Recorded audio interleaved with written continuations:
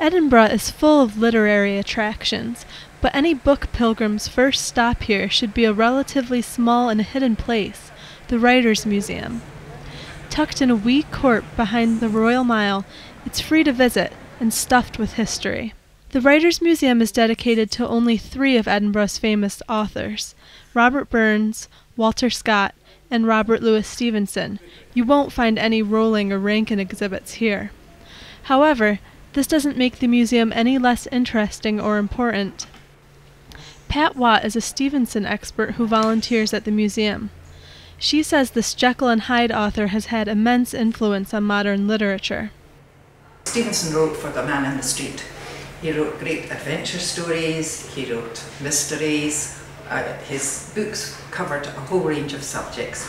He wrote about the history of Scotland, and I think the people realised that this was somebody that they really waited for his books to come out, and they read quite avidly. And Treasure Island is still read by many people today, and Jekyll and Hyde and all these popular books. He was a prolific writer.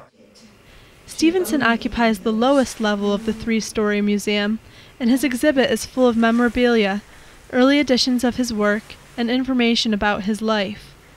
The other exhibits contain similar artifacts. There are also displays that provide a glimpse of the author's lifestyles, audiovisual pieces, and reams of information about Edinburgh's literary history. Pat says that the museum's diverse exhibits attract a whole range of visitors. We get them from all over the world.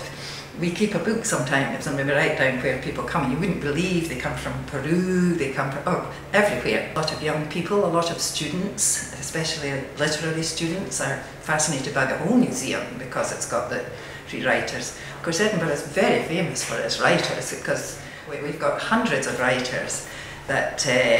So Edinburgh is quite well known for its literary writers. So people come from everywhere. Wandering around this little gem fills you with all kinds of knowledge about Scotland's most influential writers. Most importantly, though, it sparks your imagination.